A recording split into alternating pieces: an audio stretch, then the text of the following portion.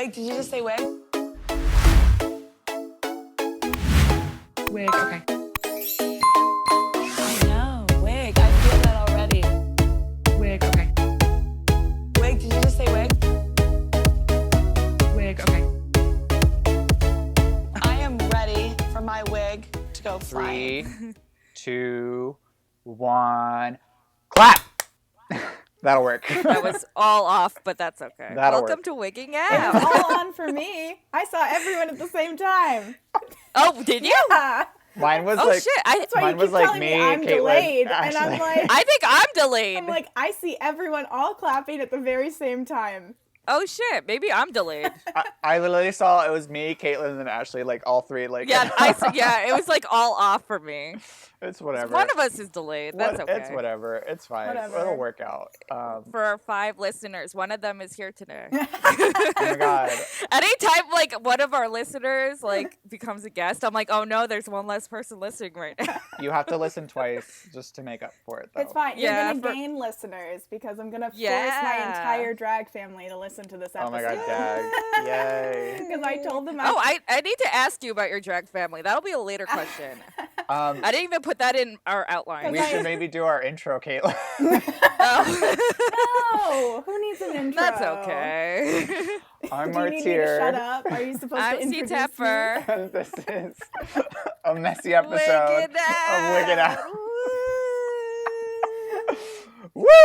I'm editing up our outline because we are very I professional. thought Oh, Martyr yes. was supposed to randomly start at some time to catch the ambiance. Oh, here. Oh, trust me, this thing has probably started 20 minutes ago. Yeah. Or like We're fine. everything trying to figure out everything. We're fine. We're doing great, kids. Okay. Hey, Caitlin, who are we talking to today? So she's from New York at some point, but she's also really from Chicago, and now she's back in Chicago in like the suburb area, I think. It's Reya Sunshine. Hello, friends. So lovely to see your faces. Likewise. That's my favorite thing. I love when you say that in all your stories Hello, and all your friends. videos. It's me, That makes me Reya happy. Sunshine. It reminds me of the Shelley Duvall thing. Hello, I'm Shelley Duvall. Hello. It's like I'm Shelley Duvall. That's like Martyr's favorite thing. Oh my God. And, like you remind me of it. Shelley Duvall's an icon. So is Reya Sunshine. Reya Yes! Sunshine. Reya Sunshine. I love this kid. I was trying to think of like the first time we met, and I honestly can't remember, but we've been was- around each other so much, so it just feels like natural. So I remember. okay, good. Oh, let's start off like that. This is I- not in my outline. Let's start. I remember. I feel like it was UDP. I feel like it was when you were doing UDP because I was. Oh my God, we were all We there. were all there because Vicky and Martyr and Obscura were all in that season Yep. together. Right. And I was And there Nicole. to see Obscura because Obscura and I were like friends first. Caitlin and I became friends at Through Nightgowns nightgowns. New Yeah. Year's Eve because I was there by myself. And So was I. and so was Caitlin. And then through Obscura, I met Martyr. And we became friends at Ultimate Drag Pageant, I'm pretty sure. May she rest Yeah. in pieces. Yeah. When did that end? When did the last one go? The last I have one no was idea. Islaya, and that was right after my season. So Yeah. it was my cycle, then Islaya's, and Acacia and Jupiter and multiple people. And- And then COVID happened, and now the West End is closed. Wait, Speaking of COVID, wait, sorry. Was Jupiter What? in your Go up. season? No, Jupiter was in the Oh. season after me. Oh, Balls gotcha, McMoon was okay. in my season, and Peaches. And I'm not gonna name more because I'm gonna forget someone. Fancy Drew. That's fine. I'm like, I'm gonna forget someone, and then they're gonna be like, there's "How always like dare 50 you?" people in Ultimate Drag Pageants. Oh yeah, Okay. there's so many. Speaking of So- COVID, Yeah, speaking of COVID, trying to get back on track. We're already really messy. You have a really interesting COVID story, and I feel like your journey reflects a lot of people who were in New York. So Yeah. tell us about what's going on with you in COVID and Well, quarantine me and life. COVID, I have not had COVID, so it's more just a. Oh, it's, wow. You're one of the few people I know who hasn't had it yet. I just got There's tested. always I time. just got tested yesterday, so we'll find out. Oh, wow. Oh wow. Yeah, I've had a sore throat for a couple days, and I was like, just to Oh, rule it out, no. I'm gonna do it. I'm just gonna Yeah. sit in. I sat in my car for 3.5 hours in this drive-through line. It was Oh, insane. my God. But Oh, my God. yeah, but my story Yeah. is that I was living in Harlem. I actually had tickets to go see Company on Broadway the night Broadway shut down, and I was very sad. Who was in the new one? I don't Patti remember. 'Cause I saw- LuPone, and that's Yeah. it. Yeah, no, honest. No, because I think she was reprising her role. She was Reprising from her the role. London cast, yeah.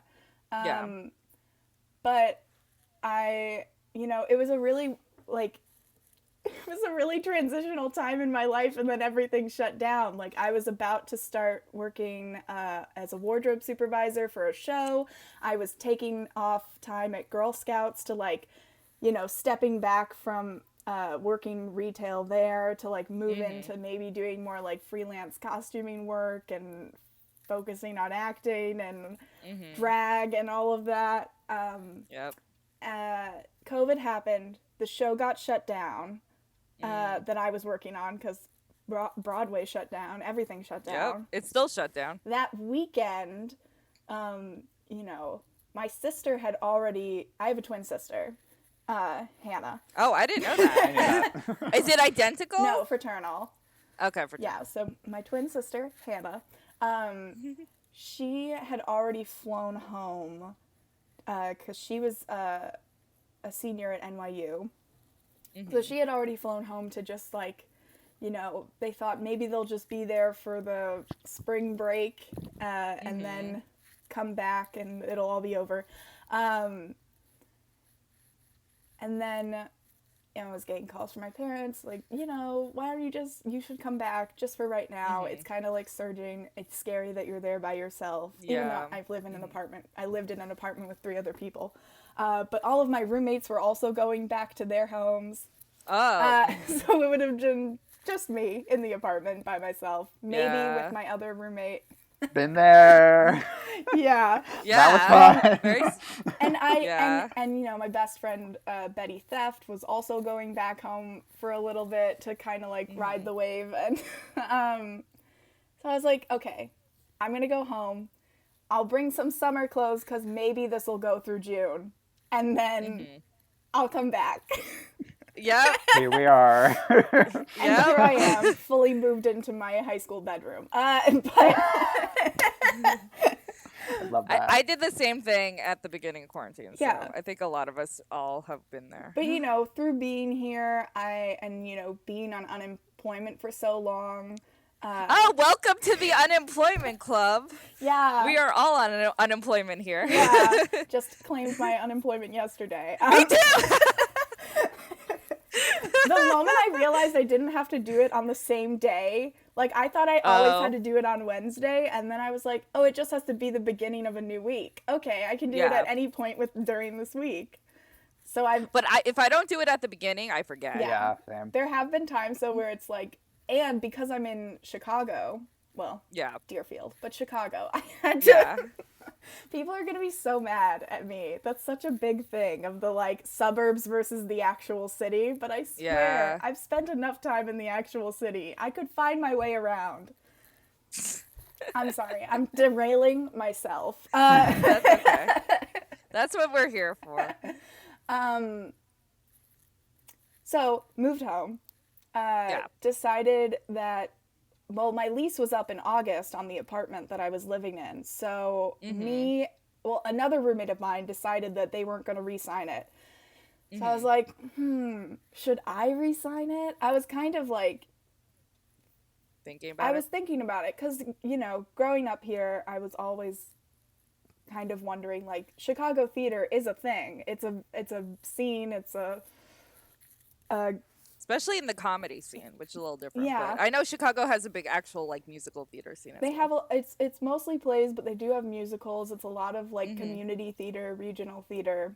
But it's supposedly, I have yet to find out, it's supposedly a great city for non-equity actors, which I am. Yeah. And I have EMC points, which makes it even better. I don't know how much you guys know about. I know nothing. I don't know. I don't know what AMC points are. I know like Do equity. you redeem those at the AMC theater? Do you get like a free Yeah, I know. That's popcorn? what I was thinking. I was like AMC, like the. God, I have 5 EMC points. I'd like a front row seat. Thank you. No, it's basically there's multiple different ways to join equity, and one of the ways to join equity is by earning points. And then once you have enough points, they'll be like, do you want to join the union? And then you can be like, yeah, or no. And then if you say no, you have like 6 months before they're like, join or die. I love a history I know lesson. there's like big pros and cons with that though. Yeah, exactly. both. So, I was like, you know what? I can, for the amount of rent that I was paying in New York to live in a 4-bedroom apartment, I could have a studio apartment here and just like live by myself. So I made the tough decision and I was like, I'm going to move back to Chicago, move into the city eventually once I have a job and like have actual things to do. Yeah. And yeah, so in August I packed up all my stuff and I left, and now I'm here. $3, 2 bags, 1 me. What me? More like probably like 7 boxes, 1 giant suitcase, and a minivan. And a partridge in a pear tree. But I feel like your story is very similar to almost all the anyone who's not originally, besides Martyr, anyone who's not I'm the crazy one. originally from New York, I feel like who's it like a drag performer, I think basically went back home. Yeah, it's, you know, it's really hard when you don't have an income to live in that city. It's hard to be so far away from your family when there's a global pandemic going on. And while I do miss my tiny sense of freedom, Is it really freedom if we're all broke all the time? Yes. Yeah, I Financial mean, freedom. that's the other thing, is that I knew if I went back, I wouldn't be going back to the same New York that I had lived in for the last, like, 3-4 That's years. correct. Yeah. So it'll still be there when I... Yeah, That's it's what my gonna mom take a while. says. That's what my mom says. Come back, Marty. My mom wants me to move back, and she's always like, New York's not going anywhere. I'm like, but I am, and it's not there. I totally understand the, like, the want to help New York become or go back to what it was, or just be there, or even just It's gonna take a long time. I know, or even just a sense of like community. I mean, I miss my friends so much, but also like, you know, 2 of the 3 members of my drag family don't live there anymore. So Yeah, it's kind of a giant exodus for a lot of people, which is great. As a native New Yorker, please leave. I don't want you here. Not you personally, but it's just like all the like Midwest, like, you know, like rich kids who like are on like their families, whatever, who are paying for everything for them to live in like Williamsburg. Like y'all can leave. We don't need you.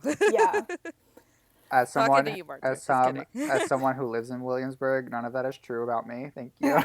Yeah, Martyr is kind of the exception, but pre-pandemic, like all the hipsters. Like, Martyr, Oh, yeah. where are you leave. originally from? Like, where'd you? Good old Florida. Florida. Okay. Florida. I thought maybe you were from the Midwest. Nah. Good old South. Even I'm a worse. Southern boy at heart. Even worse. America's Even jail. worse, Florida. America's Australia. I wish it was like Australia. Oh my god. Oh, speaking of which, the controversial What? question for Reya. Do you Oh still my have NYC in your Instagram handle? Oh my god, yeah, that's a good question. I don't. I have it in good. my email because I can't change my email. So That's fair. sorry. But my Instagram handle is now Reya.SunshineXOXO. Cute. Okay. Yeah. That's okay. See, 'Cause I- hugs and 'cause I do kisses all remember I'm glad around. you did that. I do remember the NYC, and there was just a large trend of the girls not changing their.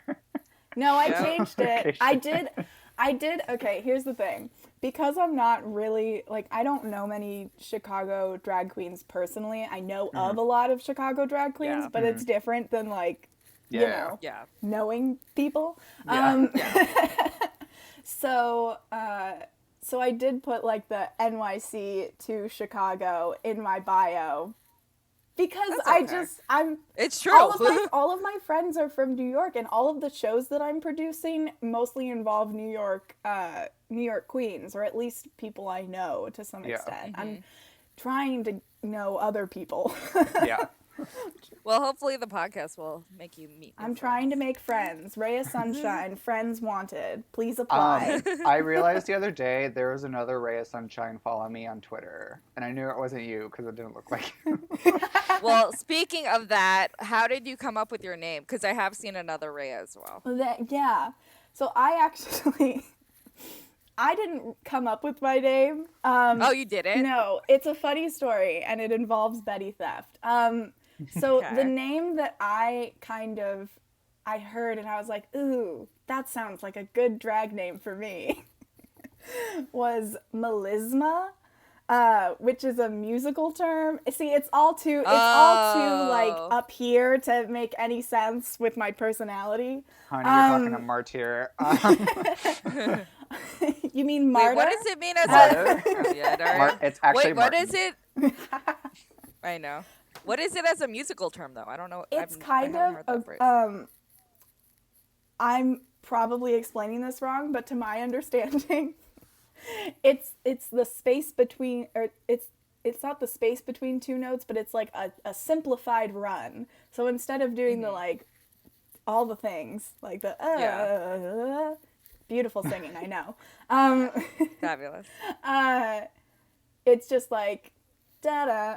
Like, it's just like one note to the next. It's a very simplified run. And I was like, that's perfect because I'm a soprano and I can't do runs. And if I sing while I'm in drag, it's all going to be just like golden age gal, hour moment, carousel, Oklahoma, That's all okay. the things. Oh my But god. We need But surprise. then Betty Theft. I was telling Betty on the train, and Betty turns to me and like, you can't name yourself melisma. You can't. And Betty was like, what about Reya Sunshine? Because you're like all happy peppy thing. And I was like, that's cute. I like that. I also kind of just like the idea of Reya as a name. Yeah. And full disclosure to the other Reya Sunshine that I know, I did Google the name. And Reya did come up, so that's why I spelled my name R-E-Y-A instead of R-A-Y-A. Ah. But then I also thought, you know, R-E-Y-A, R-E-Y, that's like a musical, you know, Ray, a drop of golden sun. Oh, yeah. It all works Look out. at you. Look at you. Oh my god, this is really well thought out. Look at Like, you. damn. Holy Amazing. shit. You know, I didn't have anyone else to name me other than Betty. Well, I know you have an extensive drag family. I was curious Yeah. if you wanted to. You kind of say your origins, but I know some of your origins too. But I'm curious from your own mouth Yeah. how that went about. So, Golden Delicious Mm-hmm. is my drag mother. Dee Dee Comeswell is my drag sister. And Betty Theft is also my sister, but not, like, connected to the Golden Delicious fam. But Do you have like a house name? no. Oh. We all have... Well, you should hurry the fuck up. Come on. we all have different names and we're all over the place. But Golden and I met. She was the first queen, like local drag queen I saw, because the first drag queen I ever saw was Jinx Monsoon at the Laurie Beachman, Yeah, oh, I miss it. Oh, you're gonna make me cry. doing one of her. It was Which It show? was the most random of shows. It was essentially like Jinx singing Broadway songs by request with no pre-planning whatsoever. There wasn't a set list of songs she was going to sing. It was just like, I mean, she sang Poor Unfortunate Souls and Yeah. other things. I just remember that one. No, that's a good. She does a good job. Yeah, though. so I didn't know about that. Yeah, so she was my first drag queen I ever saw, but Golden was my first like local queen I saw, and I saw her. No, there's a big difference. Yeah, there is a difference. A very big, very big. You're either a fan of a TV show or you're a fan of drag. That's how I am look at it. definitely a fan of drag, but yeah, the West End like was where I saw drag. I wasn't 21. I was 19, and I went to Golden's show, Teacher's Pet, and you know, I was pretty much almost graduating. It was August. I graduated at the end of September, so I went. I literally went to her show every month for a year. That's how it starts. And you know, probably after like the third month, she came up with like a nickname for me. She called me her star student, and then we just like went back and forth with a bunch of different like teacher student pun sort of things. Like I think she gave me a homework assignment at one point, not expecting me to actually do it, and I did. What was it? Well, it was like videos of Lip Synca. She gave me videos of Lip Synca to watch, and My favorite drag queen. I love Lip Synca, and Me too. And you know, I probably would have found out about her, but Golden introduced me to her, and I turned it in. I still have the Google Doc, and she. Oh my god. That's amazing. I want to look at it. I'll send it to you both. It's kind of funny. It's mostly just my opinions on the videos I watched. And then That's if cute. anyone like I agree. I highly recommend Googling, like watching Lip Synca YouTube videos. Yeah. Because if you think you know what drag is, you don't know what drag is until you've seen her. And I just love thinking about, you know, the concept of a mix, but having it be like actual. I don't like. I might be getting this wrong, but like, didn't she have to like tape things together to make the mix? So like, she physically edited everything, but she also like physically, I'm pretty sure, because I went to the Sasha thing at DragCon because she was interviewing Lip Synca, and like she was like, how the hell did you do this before like the technology was available? And I'm pretty sure she recorded like on a recorder like TV clips and stuff, and that's what they used for the mix. Yeah, I mean, old school. gives me vibes of me holding my phone up to my computer with the voice memo just to get like one person's line from a movie. Oh my god. Oh my god. Honey, But that- screen record. Yeah, or just like steal it from YouTube. I can't. Anyway. We'll teach you. Yeah, it was like my own technical ineptitudes is another story. Well, luckily, Martyr is available for mixes if anyone needs. I have done mixes for Vicky DeVille. He's done mixes for yes. He does really good mixes if you ever need. Thank you. I love making mixes. It's really They're fun.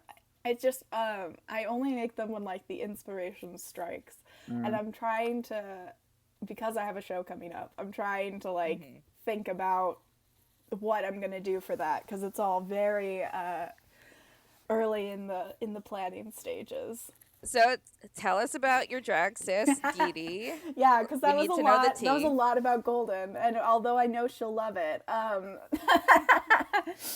so Dee Dee is my drag sister, and we met at Teacher's Pet, and we instantly connected because we both went to AMDA, and Which explain what AMDA is for the non-initiated. AMDA is the American Musical and Dramatic Academy, has locations in both New York and Los Angeles. I didn't know there was one in LA. Yeah, in LA they have the conservatory, and they also have the BFA program. New York is just the conservatory. We don't want any of your math and science. Just give us straight musical theater, acting, You can't use dance. this degree to real jobs, but you can put it on your resume. Yes. That's basically what that means. Yeah. We both went to AMDA. We're both Golden Age gals. We're both Libras. Party. We both get along real well. That means you're really indecisive.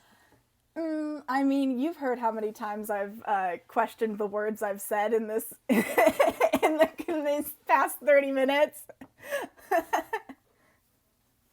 My favorite Libra moment of mine is that I was with Golden and I was watching the I think it was Cardi B did one of those like Vogue 73 questions, and Oh, I saw that too. and they asked her like what's her favorite quality about being or her least favorite quality about being a Libra. I was like, I don't remember what she said. she What'd said something about indecisive, and that was the first time I'd ever heard that Libras were indecisive. And it's so true. and I turned to Golden. I turned to Golden and I go, I don't think I'm indecisive. Am I indecisive? Like, she literally looked at me and was like, did you hear the question that just came out of your mouth? Because I feel like the answer is in the question. Yeah. I love Dee Dee. I love Golden. I love Betty. I love my drag family very much. Betty and I also have a very interesting story of how we met. Feel Sorry. free to share. free. Yeah. We met at This is a safe space. we met at an audition for Ragtime. Oh. That was a dance call. So they did the dance first. And I don't know, for the listeners out there who may not know what Ragtime is, the original production, the choreography is mostly them just walking in circles. So to have a dance call for Ragtime is kind of like, why? And me being the mover at best that I am, did not make it past the dance call. But when we were standing in line, this is also the Gracious Star story. When we were standing in line, Betty had asked to borrow a tissue, and so I gave her one. And then I went to go throw it out, and there was this open practice room with a garbage can right next to it. There was a woman inside, but I didn't think much of it because she wasn't doing anything. She was just standing inside the room. Go to throw out the tissue, and she yells at me. She is like, how dare you? I pay for this space. This is my practice room, and you're throwing out your tissues in my garbage can. She literally held up the garbage can, and I took the tissues out of it, and then was like, I'm so sorry. I'm so sorry. I'm just like apologizing profusely. I'm like, I wasn't expecting this much of a reaction from the act of throwing something out. I grabbed the tissues out of the garbage can, and I found a janitor's cart somewhere in the hallway, and I was like, I think it's safe to throw these out here, and my threw God. them out in there. And then Betty, wanting to tweet about it, was like, what's your Twitter? And then while I was in the dance call, found all of my tweets about Dragula and just like drag, and was like, oh, I can vibe with this person. So then we became Twitter friends, and then I invited her to a drag show, and the rest is history. Aw, that's so cute. And you guys, y'all were roommates, right? And no, you weren't. No, because I've only had because I lived in the nunnery, and then I lived in. Right. That was You told me about that. that was like my favorite thing I lived in the about nunnery, you. and then I lived in Harlem, and now I live in Chicago, and that is the extent of my Right. geographic locations. Amazing. Yeah. So my last question before we go to break is, obviously you have an acting background and you have background in musical theater. Yeah. How did you develop your Reya Sunshine character with that in the back of your head? With that in the background. Well, at first, I didn't want Reya to be anything like Ashley. I wanted Reya to be this like kind of alien sort of thing, not necessarily like looking like an alien, but just like someone I'd never find myself being, you know, because I had put such a golden age facade on who Ashley Benson has to be. Do you just dox yourself on our podcast? both my personas are very publicly available. I'm like, she's an actress. She needs to dox herself. Ashley Elizabeth Benson is Oh all my over God. the Please place. cast What's her. your social security number? What's your credit card? Please cast Ashley Benson Yes. for your upcoming production. Not the one from Pretty Little Liars. That's true. Oh my God, I never realized you have the same name. That must be annoying as hell. Yeah, as and an actress. Holy shit. And she's gay too, so I can't even be the only gay Ashley Benson. No, she's not just gay. She's also bisexual. Well, yes, okay, she's bi, but she dated Cara Delevingne, and I was like, come on. I know, I remember. I've had a couple friends message me and be like, I didn't know you were dating Cara Delevingne, and I'm like, I'm not, but They broke up though. I'm know. really sad about that. Sorry to hear it. Anyway. I don't know where we were. Ashley Elizabeth Benson is me. So is Reya Sunshine. And I had this like golden age facade ever since, AMDA's great for a lot of things. And then it's also toxic in the way that it expects you to create like the perfect image of yourself. Yeah. The perfect castable image. When the reality is like, you're castable just as you are. You just have to embrace who you are, and then the things that you were doing will get you cast in things. There's no perfect recipe for being an actor. There's no perfect recipe for getting cast in something. Which is the perfect recipe is nepotism. Let's be real. That is the recipe for success if you want to be an actor. yes. And that one sentence took like 3 years of living in New York and doing drag to figure out. So it's not just acting; it's anything in entertainment. Yeah. That's the only way you're gonna, and just anything in general, corporate, all. Yeah. So Reya was a chance for me to be someone who didn't have any expectations put on them and could just literally whatever. Which is why I had the triangles at first. Which Golden on your face hated. She was like, it's hard to take a picture of you with those giant white triangles under your eyes. The flash just bounces right off. Oh shit. Like, okay, Mom, leave me alone. I get it. You don't like them. I'm experimenting. I'm finding myself. Yeah, I was basically just the version of like an annoying teenager for Golden. Which she needs. Sometimes you just need an annoying teenage daughter. That's right. Through doing UDP, I kind of, because I was doing drag so often, which I hadn't been doing before, because it's, there's open stages, but it's hard to convince yourself to get into drag to do one number after traveling for like an hour to get to Astoria. So wow, I think someone else on this podcast can relate.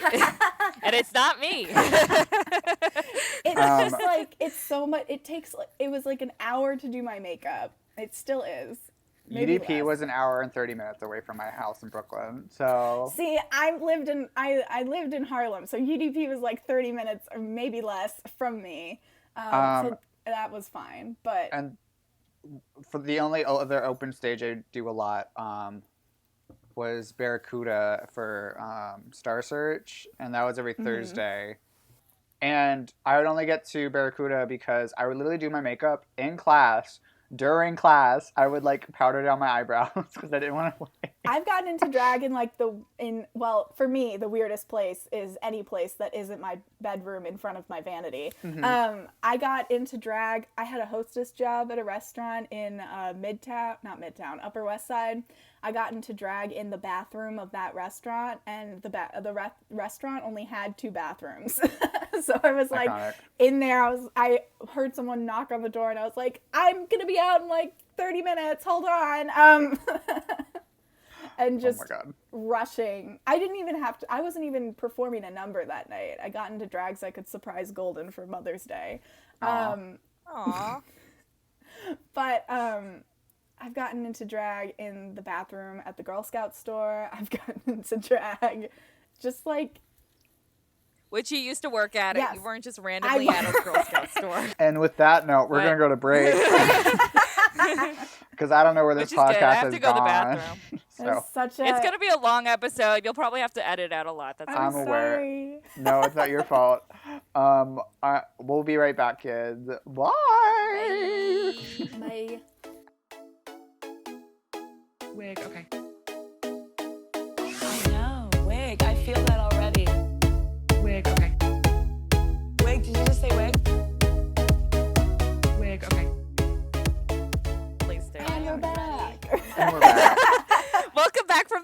guy. It's my I podcast can't. now. I'm gonna call the shots. Oh, please interview us, Reya. Please. Yeah, no, we were like so tired of like all of it. You could do the job for us. So, over the break, we were talking about Ultimate Drag Pageant hosted by Marty Gold Cummings. yes. MGC. You guys both did it. We Yes. did. So, what can you tell us about both of your experiences? Mainly Reya's. I agree. Well, my experience, Marty had messaged me and they were like, hey, we're doing a new cycle of Ultimate Drag Pageant. Are you interested? And coming from a drag mother who has won the competition and a drag sister who won the first season of All Stars, I was like, there's non-existent pressure. It's only pressure that I'm putting on myself. But I was just kind of like, I should message them. They would know. I'm like, this sounds really exciting, but also I might be, really busy. Who knows what I'm doing for the next 9 weeks or whatever, however long it was. I think it was 8 weeks, but we had some breaks in between for holidays and stuff, which was nice. I don't think I would have survived without the 1 week off for Christmas. Not Christmas, Thanksgiving. Time doesn't matter. It was this time last year that I was doing Ultimate Drag Pageant. That makes sense. That makes Yeah, sense. I just got a notification the other day that was like, a year ago today, you did Snatch Game. And I was like, don't remind me of it. Who did you do? I did Kimmy Schmidt from Unbreakable Kimmy Schmidt. Oh, that's The cute. God. picture that I posted did really well. My performance as Kimmy Schmidt, not so much. I looked really... Like her? I feel like I looked the part, and I thought my Yeah. number was kind of cute. It was a little Christmassy. It was that whole, I don't know how much you know of Unbreakable Kimmy Schmidt. I watched the first 2 seasons. I watched watched the all of first it. season, and then I didn't really watch, much more. I mean, I couldn't, it just stopped being good for me. It's not a good show. I'll say Anyway, that. As someone who's seen it. So I did that, and I was in the bottom 2 with Balls that week, and we lip synced to... Who's Balls? Sorry, Balls McMoon. Balls. I don't know who that is, but that's an amazing I drag love name. Balls so much, and Balls loves the fact that their name is Balls because then people are saying Balls so much. I'm into it. That's a great way to advertise yourself. Balls McMoon. Anyway, we were in the bottom 2, and we lip synced to You Haven't Seen the Last of Me.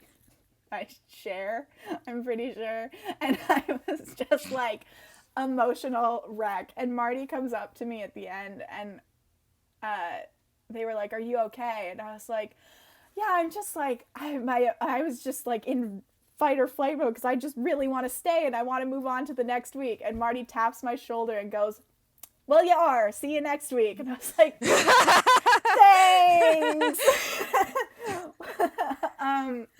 I feel like that competition, people got so into it.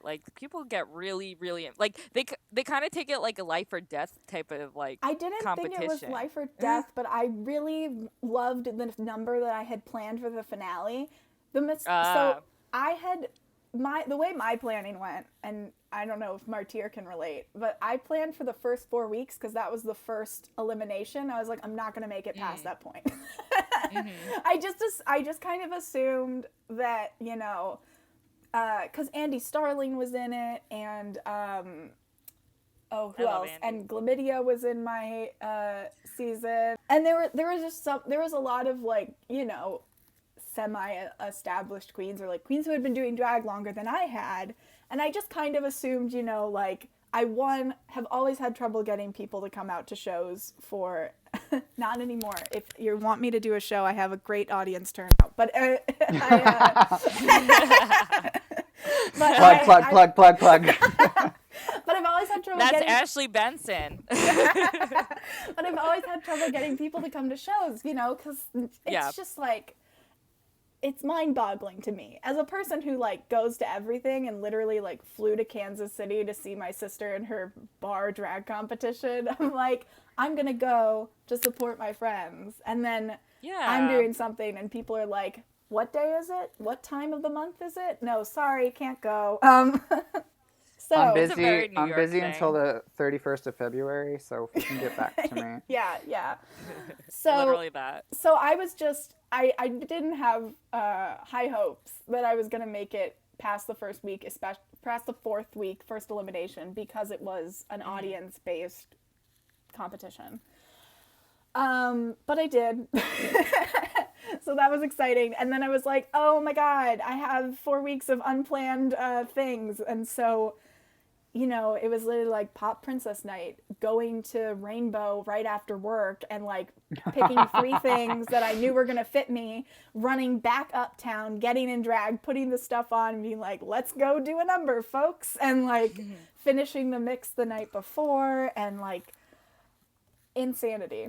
The first 4 weeks were really calm. And then the last 4 weeks were like just really pushing me to my limits of how fast I could get things done.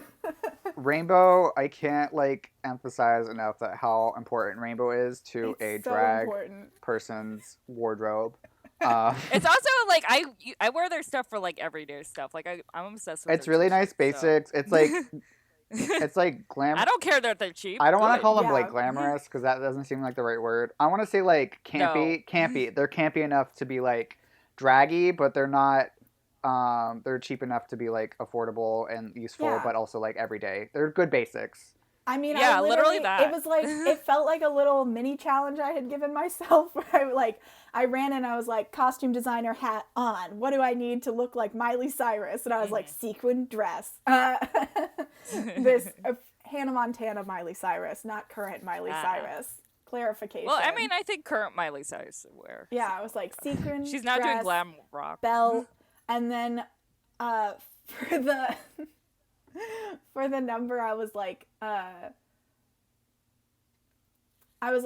stripping down so that it would be this like little bad girl moment into like Hannah Montana Miley to like the current Wrecking Ball Miley. Oh, cool. And I found a clip of her being interviewed by Barbara Walters, and where she was like, oh yeah, I mean, I'm just like a good Christian girl. I don't think I'd ever do any of this stuff. I don't think I would do like drugs, not me. Like alcohol, who? And like, and then I was, what a different life. and it was just, and she's like, I just think I have like a really strong family base, which is why, you know, I'm not going to end up like Amanda Bynes or like things like that. And Yikes. the names were dropped by Barbara Walters. She was repeating those names. Okay. Barbara Walters was like, what Damn. do you think the difference between you and Amanda Bynes is? And she was like, my family and my religion. And so while I can say a lot of things right now, and I'm not going to. and while I was lip syncing that, I was like taking the dress off to reveal this like black lingerie moment. Anyway, Ooh. the most terrifying night of UDP, because that is not me whatsoever, and I was just like freaking out. Anyway, But I think drag like pushes people to yeah, let go. yeah. You know, this is off topic but related. Is that when I went to DragCon, the only time I've been to DragCon is the first one in New York. I met Manila. Ooh, the worst one. That's DragCon New York City. The first time was the worst DragCon I've ever been to, and I've been to a lot. That was the ultimate worst. But continue. I sat in Manila, a line to meet Manila and Raja for like 3 hours. Yep. And I got up my moment to meet them. And I was like, I was dressed in like a mesh black top and like chunky boots and whatever, and I was like, I would never wear any of this before today. And Manila was like, that's the fun part, is as you keep getting older, you wear things that you never thought you'd wear, and then you'll look back at this DragCon and be like, I wear that stuff all the time now. And true. so yeah, that thing about like Well, drag pushing I have a- boundaries. Well, I kind of have a kind of related question because I want to talk about you being AFAB, sorry, female at birth, and doing female impersonation. Yeah. Have you? there's a lot of questions to talk about, but like, have you had any sort of? The first question would just be, have you had any sort of pushback for being AFAB and doing female drag? I don't think I've had, like, you know, no one has come up to my face and been like, how dare you do drag? Like, you shouldn't do drag. This isn't drag. You're just you in makeup.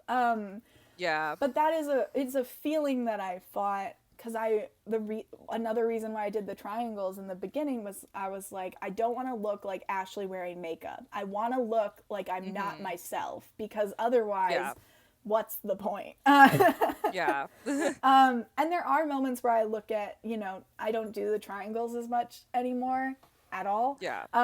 But there are. You're on your next phase. Yeah. But there are moments where I look at my drag face and I'm like, am I just Ashley wearing makeup? Should I add more glitter? So, which the answer is always yes to more glitter. So I haven't had any direct pushback, but I will say that's great. That I know that can't last for long. I know that, like, something is coming. I think with the AFAB female performers, like, the better they get known. The more people recognize him, the more pushback they get. I have had, I've had a lot of people call me bio queen, which I don't appreciate, because I know that that's just not a great term to use, and also why.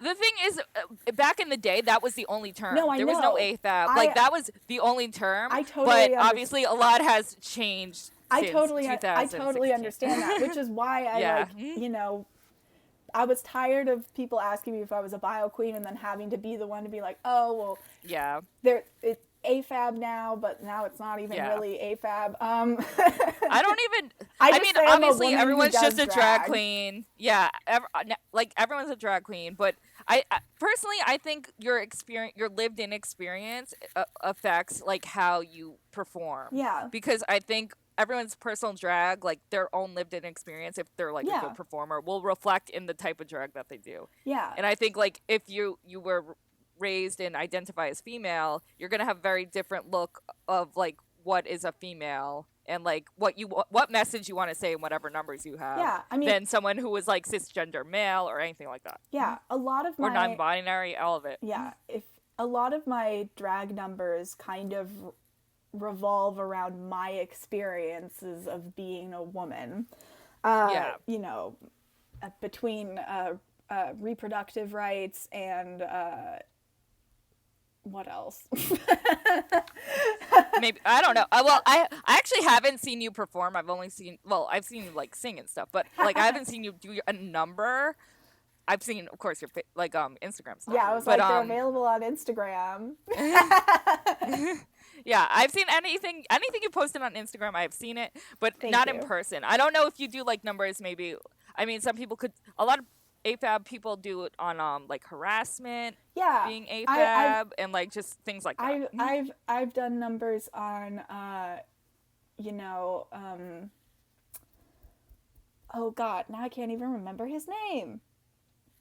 For the better, Donald probably. No, the Supreme Court Justice. Brett Kavanaugh. I did when that whole shit was happening, I was like, it really took me through it, because I was like, wow, the country just really could give two shits about,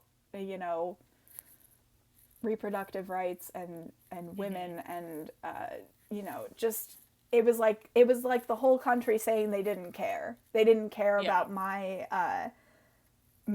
safety, or like that a Supreme Court justice who had even to just be accused of sexual assault. There are so many, if all they were trying to do was get a conservative judge to be in the Supreme Court, why that one? Like, why do you have to pick the one on the list that has the sexual assault allegation against them? Why can't you just, like, not? The funny thing is, Brett Kavanaugh is not the first judge on the Supreme Court who has had sexual assault allegations. There have been others as well. I feel like I now look at almost every old or older man, and I'm like, you definitely did something to someone who's not talking right now. Like someone honestly, you paid probably. off. But Probably, especially in politics. That's a but big Brett thing. Kavanaugh was the first one for me that I was aware of, that I was living through, that I was like, Yeah. wow. And so I made a mix about it. And I was like, I just want a mix that I can just be unabashedly angry and just be like, ah. And so, you know, Just a Girl by No Doubt really does the trick. Of course. That's like the go-to. That is the go-to. But That's a good That's always song. the So go-to. like, It's a great. But I mean, I've been you know- standing since 1995. yeah, So yes. but which I couldn't believe. I was like, the fact that everything that, you know, she's talking about in that song is still something that's going on now. And I mean, I was born in 97, so it's like, Oh. babe. You're the same age as my sister. It's fine. I forgive you. you forgive me for being 23. Thank you. Oh God, to be 23. Oh, I remember those days. To be I 23 in remember a this. global pandemic, man, it's just the life. It's true. But yeah, and my number for the finale of UDP, which I was really looking forward to do, and I'm very grateful that I did get to do it, was to Rise Up by Andrew Day, and ended with a like a spoken word poem that Halsey did at the Women's March in DC. And it just, you know, I had a moment a couple weeks before the finale where I was just like, this hit a strike of inspiration. I was like, this is what I need to do. I need to create a number, something like this. And I knew exactly what I was going to do, and I created the PowerPoint that was going to be behind me. We Been love there. projection. Been Oh, there. Obscura had to help me with it because I was like, I didn't have Photoshop at the time, and I was like, how do I add a spotlight for, like, a circle for the spotlight so that people can see my face? And we were just like emailing each other final documents back and forth like the night before the finale. Oh my god. Shout out to Obscura. Shout out to They Obscura. just like something I posted on Instagram. I love Obscura. But yeah, I also, doing UDP, which was the beginning of this whole thing. That's okay. We're going through it. Don't worry, we're going through everything I want to talk about. I'm trying really hard. You know, UDP really taught me that there is more of a community there for me than I thought. You know, starting drag, being a bedroom beauty, and starting drag. Which is also something that is extremely common with AFAB queens. Yeah. Like, they almost exclusively start as bedroom queens. I mean, I have a picture of my first attempt at a drag face and my second attempt, and neither were great. So, like, the fact, the third time I did my drag face was my drag debut, and that was the best one. Well, that's good. Yeah, it was great. I wasn't about to, you know, just like throw on a face and walk out into the world like I'm some perfect person, because I knew even my first attempt at doing drag is not something that the public should see. Because I also feel, even if it's just my own pressure I'm putting on myself, I think being a woman who does drag comes with this higher level of expectation and perfectionism that then that's placed on you know, cis male performers who start out. You know, they're kind of encouraged to be a mess, and that's not really the case for you know, anyone else. Everyone else is kind of expected to be like Drag Race level ready when they walk out. It's true. You know, for women who do drag, I feel like there's even more expectation to be perfect because you like already have the parts and like the facial structure for it. I'm putting air quotes around parts just so. Well, also like the idea that The same which parts. isn't even the same parts. It's also like assume that because you're a woman that, or AFAB in general, that you've been experimenting with makeup your whole life, which is not necessarily true. It certainly wasn't true for me. I mean, I had been doing makeup because at AMDA you had to come with makeup on every day for dance classes.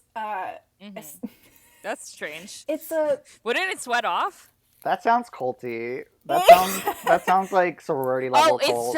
It's like just regular. It's just like regular makeup. It was Like- the theory was like lashes? The theory was like you weren't alive if you didn't have red lipstick on. It was like you weren't ready for class. It's true, like but- it was part of. Well, I guess they're trying to like prepare you for auditions. Exactly. Where you would have to So wear like makeup on. when I'm showing up to my 8 a.m. tap class with just I mean there would be times where I would like literally just put on red lipstick. I'm like I'm here. Whatever. And then like I wouldn't, because my face would break out. I had started doing like full foundation, red lipstick, mascara, You have to be very careful. blush, and then like I'd come home and I'm just like peeling it off. So I started to just literally just wear red lipstick, and I was like, I'm ready. And maybe put some blush on that no one could see on top of my concealed, and some concealer. Anyway, I had been experimenting with makeup, was the point of that sentence. But it's different when you, gluing your eyebrows down and... I still can't do everything that. has to be, kind of change of Exaggerated. proportions. You're still changing your face shape. Like Yeah. you're still adjusting how people perceive you. Yeah. So, Yeah. I think if you're doing that heavy of makeup, you're doing drag. I'm a weirdo, and I think whatever you're doing is drag. Like I've come to shows. I agree. This is where me and Martyr totally agree on. Oh, I think so too. I've gone The to topic. shows. I've gone to shows. No wig, bald head, no makeup. Stole a fucking show. Got all the tips. Like it can be done. Yeah, I don't think that drag and makeup necessarily have to go hand in hand, because agree. drag itself is a performance art form, and the makeup is meant to enhance the performance. It's not meant to be the performance. Yeah. Unless you want it to be. Yeah, I agree. So, yeah, but it's still a whole new ball game, and now we're. Now everyone's a bedroom. Everyone's queen. a bedroom queen. I mean, I've made true. two. The thing with me in digital drag is that I don't want to just film myself in front of like a blank wall or like A green screen. a green screen and like have technology do the rest. Like I want different shots, and I almost consider them music videos in my mind. Like I'm creating a music video for this mix. Like nothing's gonna be the same as if I perform it live, but like the same moments are gonna happen that I might be used to. But if I approach every mix I have or mix I create for digital drag purposes of like, what would it look like if I had the money to make it a music video, and then and then I kind of try and figure out how to make it work or cut some things out. I think people are underutilizing digital drag because like I think people are still filming to just do like a standard show kind of thing. Like they're Yeah. performing for an audience that isn't there. So like See.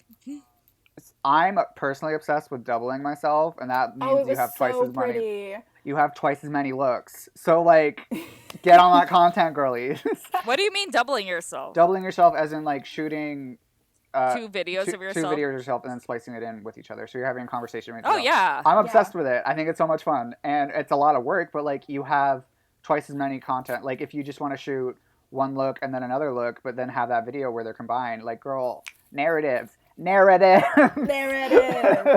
Yeah, I for my birthday show, I created a video for my Just a Girl mix that we've already talked about here. Brett Kavanaugh, Just a Girl, all that jazz. And it was really fun to like. I thought it was just gonna be me lip syncing it. Like I truly was like. For my birthday show, I created 2 numbers. There was a number at the beginning that was like, it's my party and I'll cry if I want to, because the whole show was ballads. And I did cry. I think you cried after the first video. I did. I was like, Gloria did a number in Lincoln Center, and I was like, Lincoln Center! That's the most New York thing I've ever heard in my life. I love Lincoln Center. And AMDA's right behind. I haven't been there since before quarantine. AMDA's right and I could behind just walk Lincoln there, Center, but- so I would walk. Right. In my last semester, I would intentionally walk through Lincoln Center to get to classes. So I love Lincoln Center. It's my favorite place in all of New York. So seeing it, I was like, just crying, tears. And then Obscura went and did this whole number about how New York isn't the same without me. And I was like, you're hitting me in my heart. I'm gonna That's so upsetting. That is so upsetting. That was a personal. What's wrong with you, That was a Obscura? personal attack on me, to be quite Yeah, honest. that wasn't nice. But the whole show was really beautiful. Anyway, I created 2 numbers for that. So I thought that the second number I would just like, maybe be chill and maybe not have like 7 million different things I needed to accomplish in it. And then suddenly I was filming in 3 different looks and Nice. and just all of the fun. It's all the work, but all the payoff. So, like, I Yeah. get it. It's a really great video. Maybe I'll release it someday. It's not on my Instagram yet. Oh my god. There's always time. Yeah, I'm kind of holding off. So, with that, we're going to take another break, kids, and we'll get back to talk about more digital drag, and then we'll hear Reya's craziest story, but I'm pretty sure I know what it is. I don't know what it is. Well, Stay tuned. Well, Caitlin's in for a story then. We'll be right back, kids. Wig. Bye!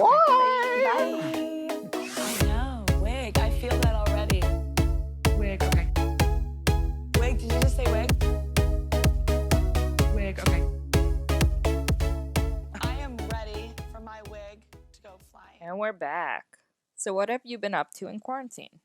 Yeah, running is something I've started in the pandemic, and That's amazing.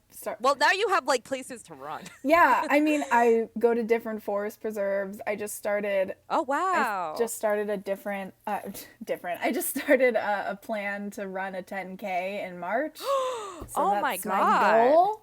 Holy shit. So I ran 2 miles today, which was really nice. But it's supposed to. That's amazing. Yeah. I can't run anywhere. I'm doing a turkey trot on Thursday, which is a Aw. 5K for Thanksgiving. Holy shit. Just any sort of running baffles me because I cannot, like, I have no endurance. My dad was actually like, he was almost a professional runner. Like, he was like kind of close to getting to the Olympics for Oh. running.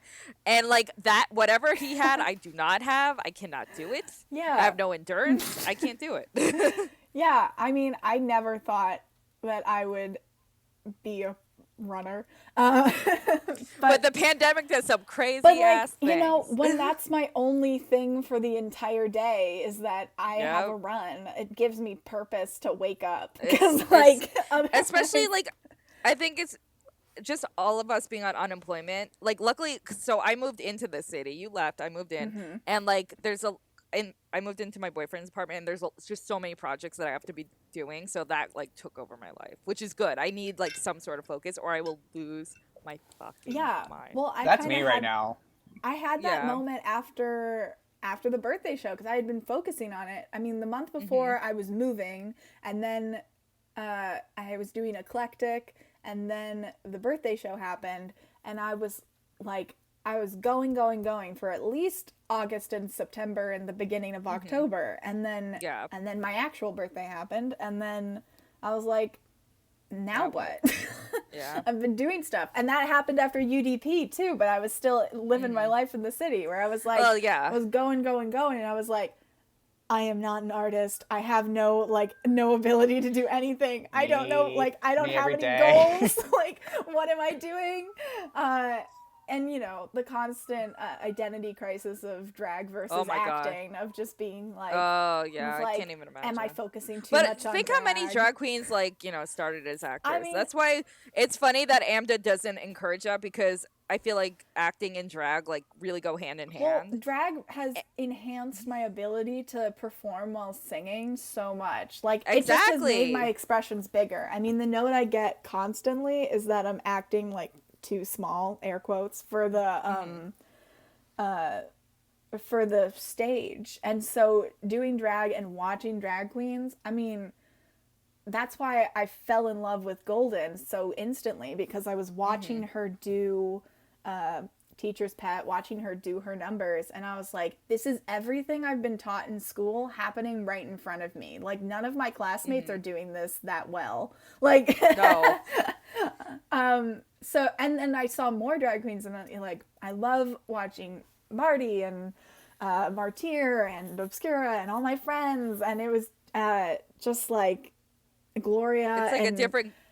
Yeah, it's a different kind of class. It's a different kind of But class. it's a more immediate class. I feel like drag performers who come from acting backgrounds, like the only way they're able to get work is through drag, because it's just so hard to get work as an actor. And if they didn't have drag, they wouldn't be performing at all. Yeah, so. Which is why, and that's another thing, is that I was like, with drag, I at least have open stages available to me that I can go to. Because I, you know, having the soprano voice I have and being like, just wanting to sing Mr. Snow is not something that bars really take well to. So any of those like karaoke, like a cabaret show, any of those cabarets, or I did a singing competition at Rock Bar, and I was like first eliminated. I think we went to that. Me and Caitlin, didn't we go to that? Maybe. No. I remember going there. It's called Gays Got Singing, or Gays. Yeah, I remember going there to that. see you. I think someone else was in it. I don't know. Someone wanted me to go. I don't know. And then I also saw you there. Yeah. You know, it was fine. I was trying to take risks, and that's not what you should do in a singing competition. Maybe in a drag competition, but in a singing competition, when you have a week, just sing something you know. Don't try and sing a song from an a cappella musical that you didn't really practice and don't know the words to. It happens.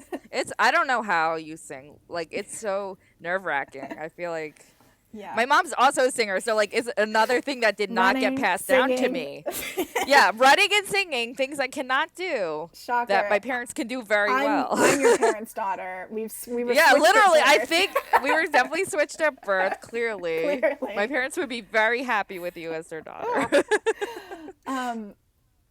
So having those open stages available to me at Rock Bar and Icon, and having friends doing drag who wanted me to be in their shows, like Coco Taylor, like Golden, gave me opportunities to act that I wasn't getting. Because even in auditions, you only have like a minute, maybe probably less, and you're not really getting to like have a moment with any sort of audience, other than the casting director who is not paying attention. Who's not really they just care about you. I'm like, do they look good? Like, yes or no, that's it.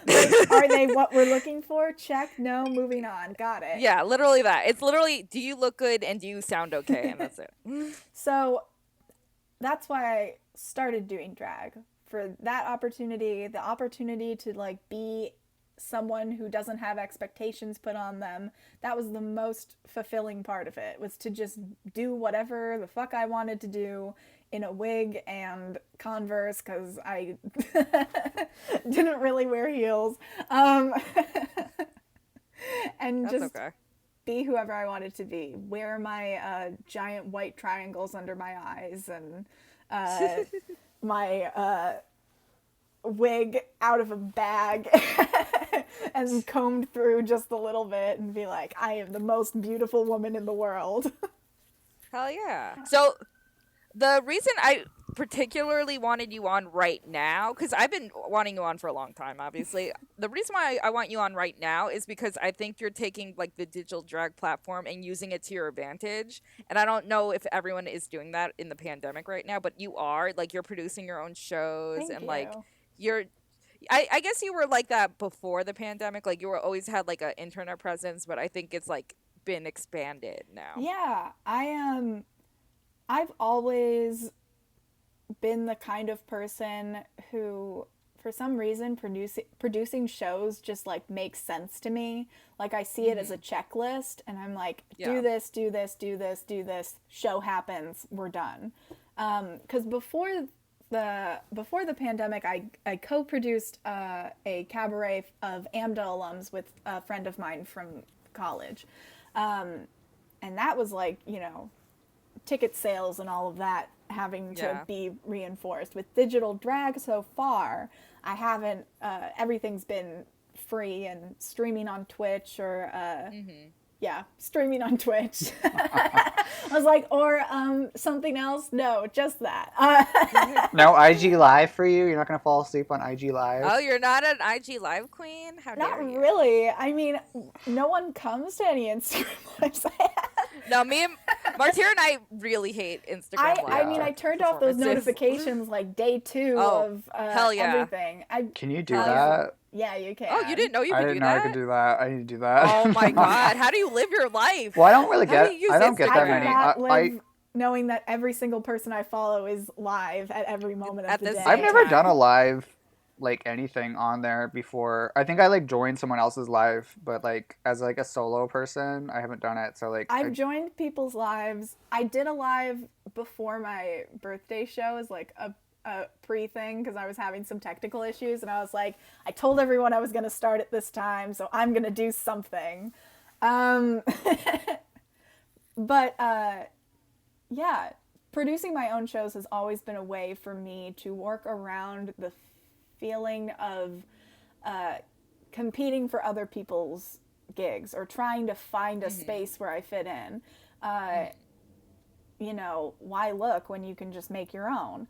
Not that... What have you learned anything while doing these shows? Like, do you have like, oh, this is like a mistake, I shouldn't do this again? Oh, 110%. Yeah. There's always... Like, what advice would you give to like someone who wanted to do like their own digital show? Yeah.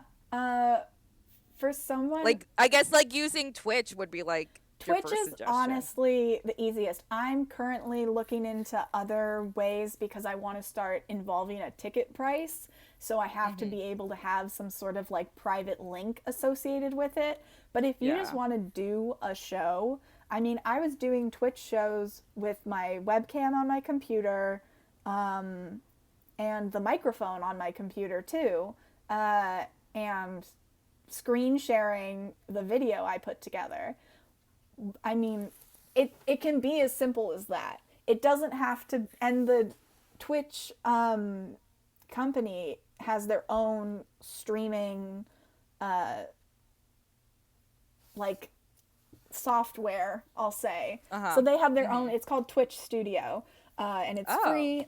A lot of, I mean, the studios like OBS is another software that I'm aware of, but I think that Twitch Studio is really user friendly. It may not, I have definitely had my share of like, you know, glitchy streams and technical difficulties with it, but at the end of the day, it works fine. If you're just starting out and you want to, you know, obviously the more you do something, the more you try and get better at it, the more you figure out what will actually accomplish that. And I was doing my shows on a computer I've had for 5 years. I now have a new computer, but and you look great. Thank No one you. can see Thank you right you. now, but you look great. What are you talking about? This is going on YouTube right after. Oh yeah. Caitlin promised it wasn't going to be seen. I did. I was like, you don't have to get into drag, don't worry. We didn't like, get your again. NDA. Sorry.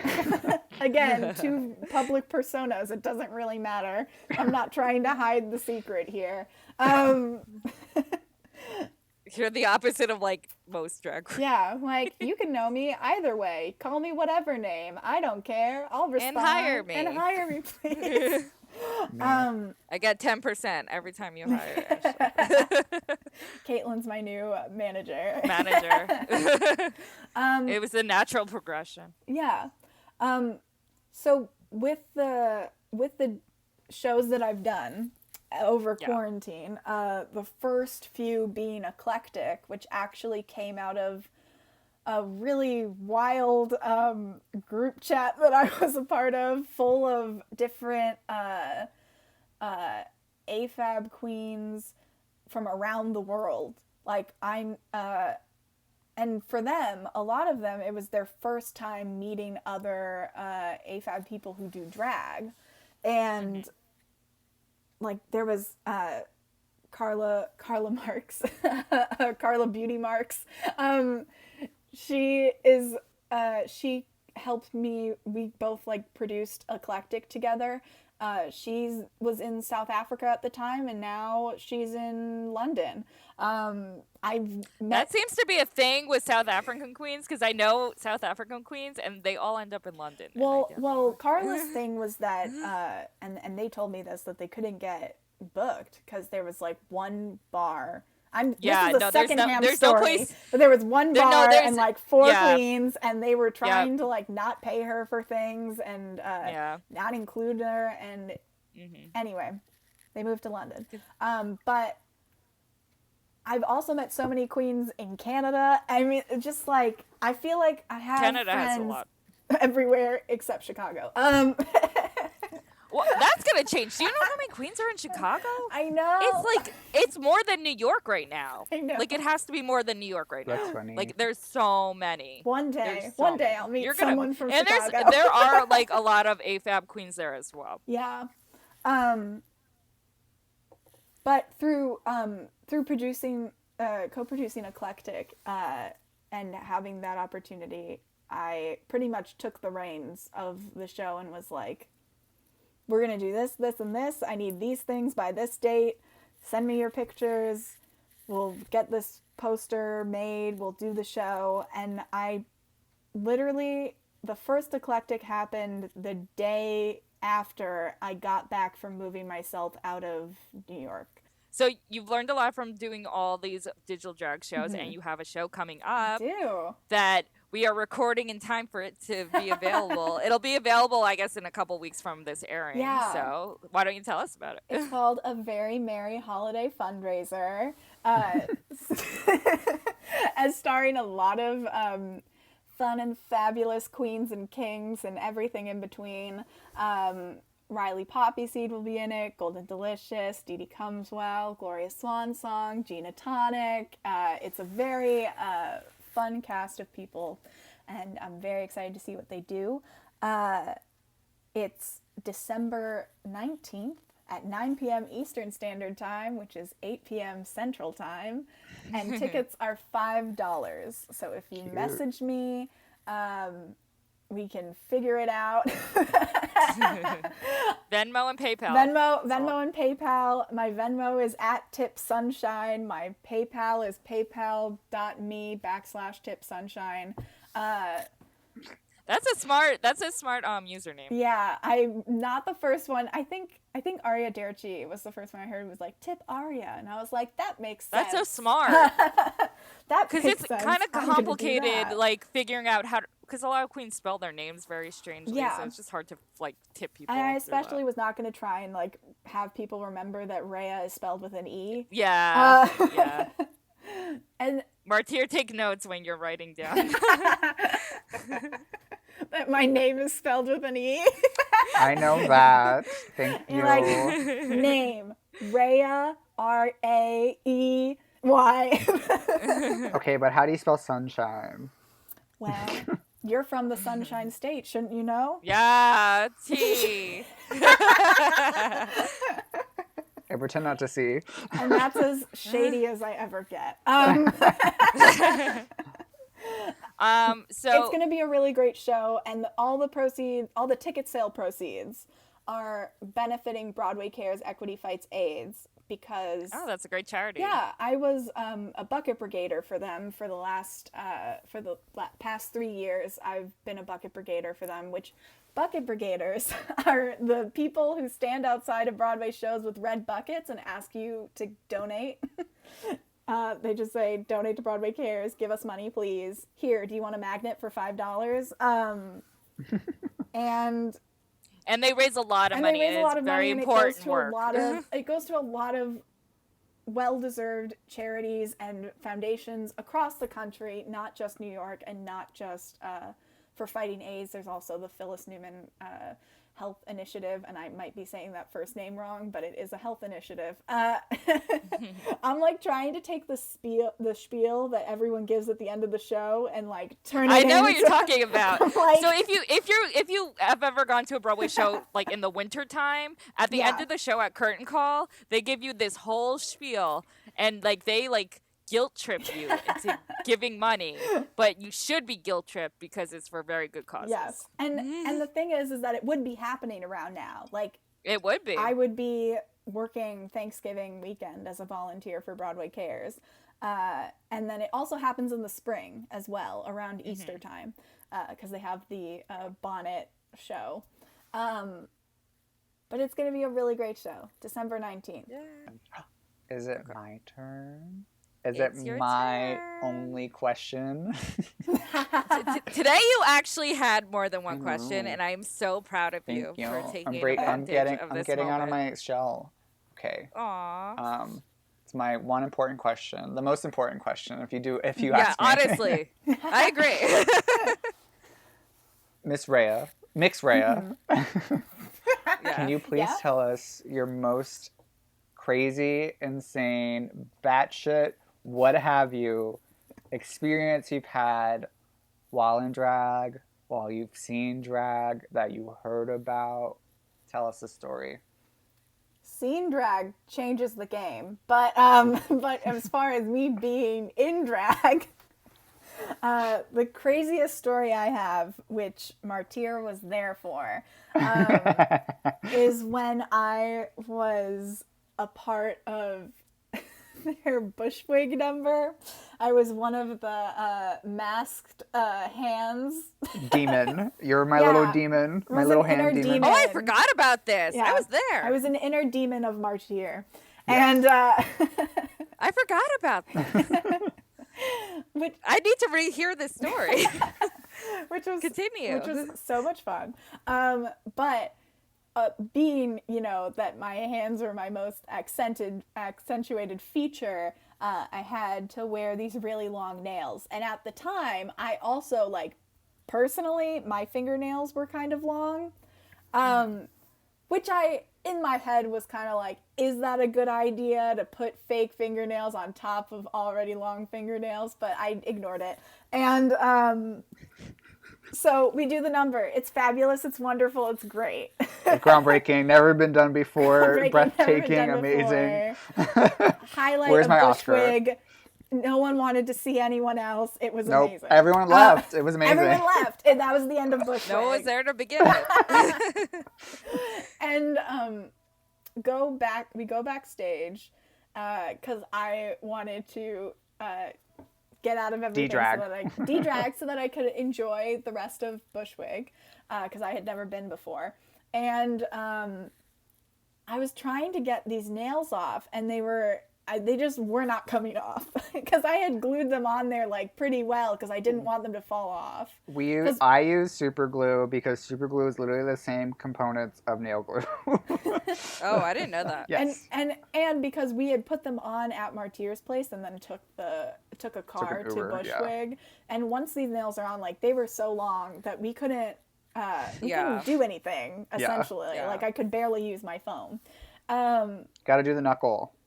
I learned that with long nails. You gotta use the knuckle. And so I asked Martyr for help taking these nails off. I think I maybe have gotten one off, but anyway. And they're trying so hard and they don't want to hurt me, but then all of a sudden it was rip. And I was like, I think it was the last nail, wasn't it? maybe. For story's sake, we'll say it was the last nail. We'll make it For drama. dramatic. It was the last nail that needed to be taken off. And I was almost free of the prison I had put myself in. And Martyr rips the fake nail off and then also proceeds to rip off my real nail. But not all of it. Not nail bed and all. Just gave it a nice trim. And Was it bleeding? yes. And my nail was in shock. It was like, what did you just do to me? Oh my God, how dare you? And it was bleeding. And so, you know, I was like, that stung. What happened? Look down, blood. And then... Okay, in my Martyr is defense, you like- were not bleeding that much.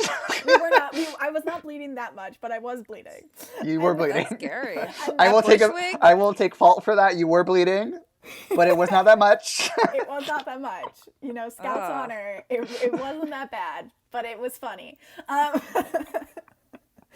And I was sad because I like having long nails, and now I had to cut all of them down because this one is like at like base level. Oh my God.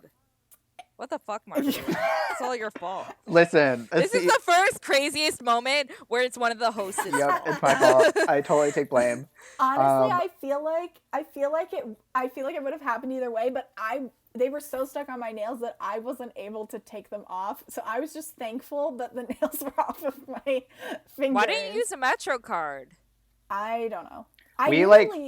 They were pretty on tight. We kind of because I think the nails we used already had some glue on it, and when you do that, you have to apply it less onto the nail, but more onto like the skin area, which can be a little difficult getting off. But clearly, we were just making sure that. Also, they were going to be on for so long because we were getting there early, and like I think we brought nail glue, but it was still like, why?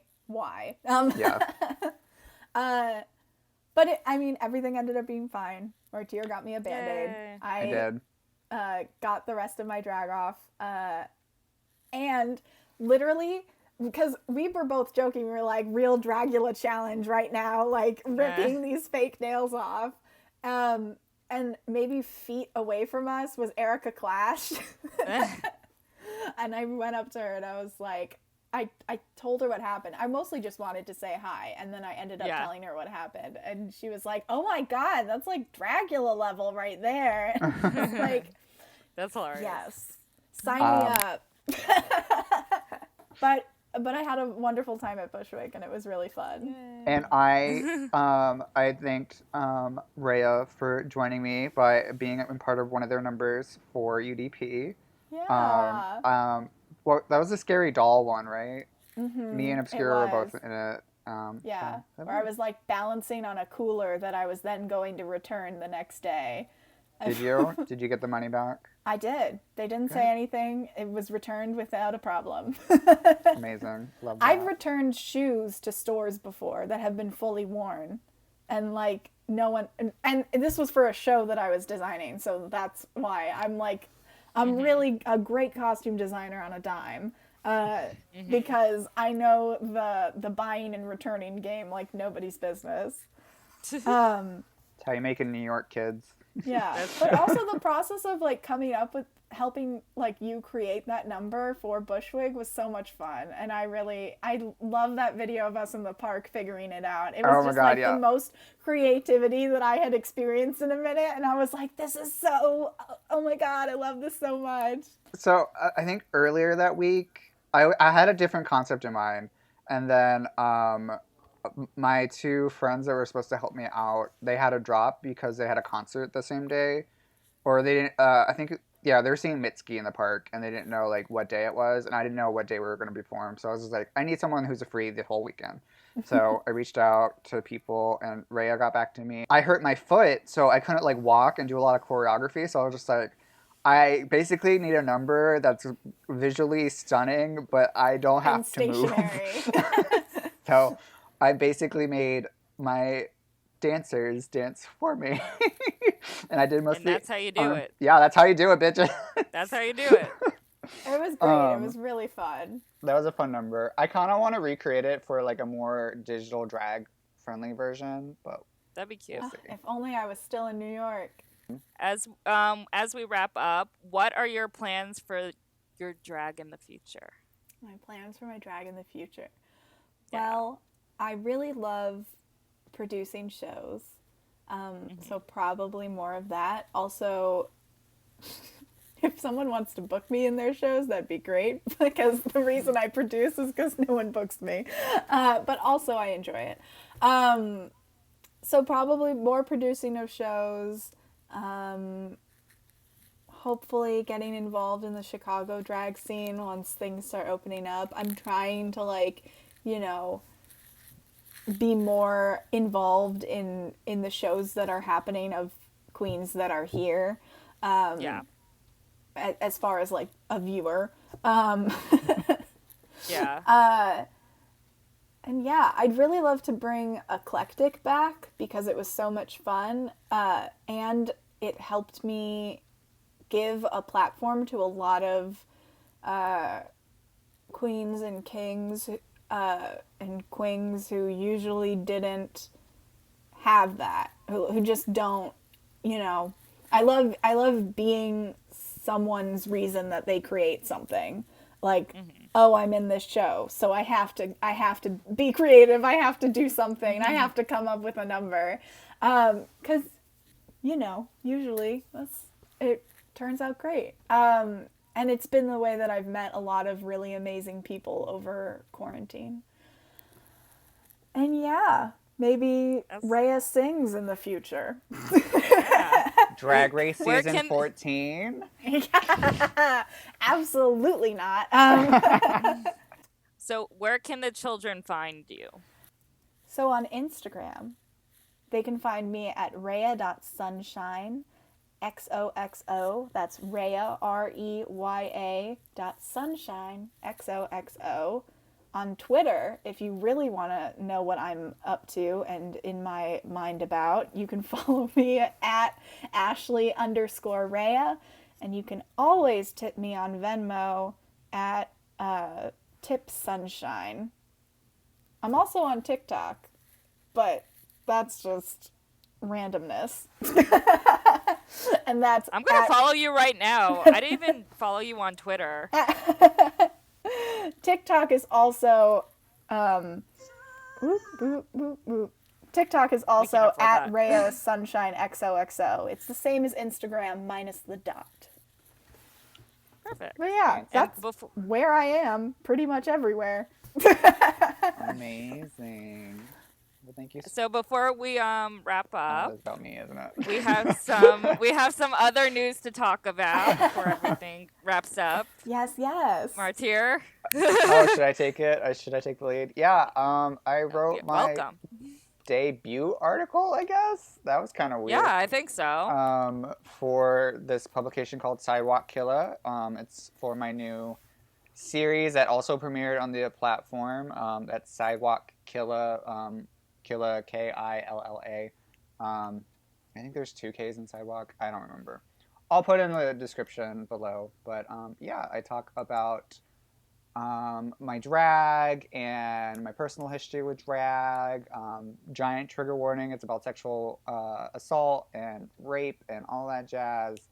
But yeah, and I'm doing a print sale to benefit sexual assault organizations. So if you're interested in buying a print, reach out to me. 20% of proceeds will be going to those organizations. So yeah. Woo! And it is a very beautiful article. So You are very stunning. brutally honest in it, and I'm very proud of you. Oh, thank you, babe. But yeah, I'd appreciate if anybody that was interested in prints or interested in the story would go look it up. Love having feedback and everything, but thank you, as always. You absolutely should look it up. It's great. Thank you. Thank Beautiful, you. stunning, amazing. Never before seen. Never the same. Club. Always unique. Another club. Plain. Another article. But- Another photo Work.com. series. Sidewalk Killa. Instagram. Instagram. Instagram. Twitter. Well, Fleets. Oh, oh God, please. I Well, like fleets. with that, That note. I'm Martyr. You know what we have to. And I'm C. Tepper. This was Wigging out.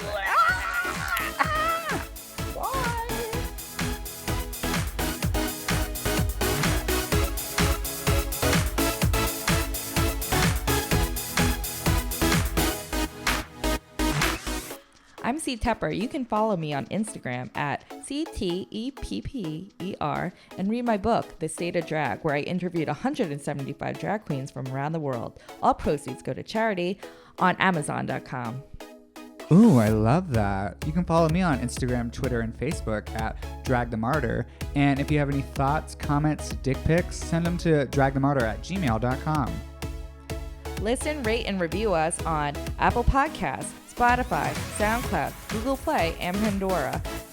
And catch up with past episodes on WERRRK.com. That's WERRRK.com. Artwork for Wigging Out was provided by Glitter Baby Online. That's Glitter Baby Online. Thank you.